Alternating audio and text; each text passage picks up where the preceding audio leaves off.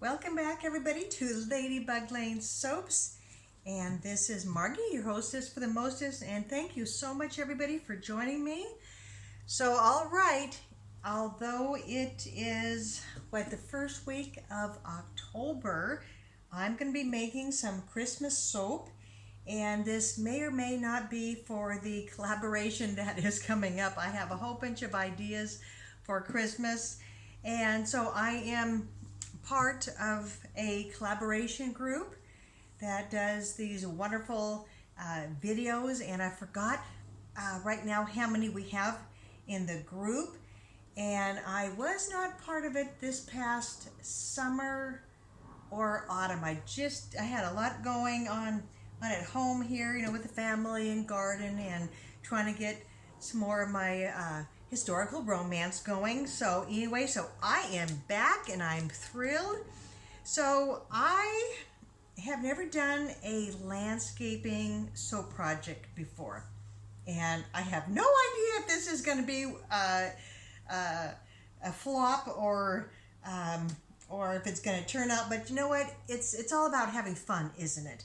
So I thought that I would crank out a few of these stars, and there we go.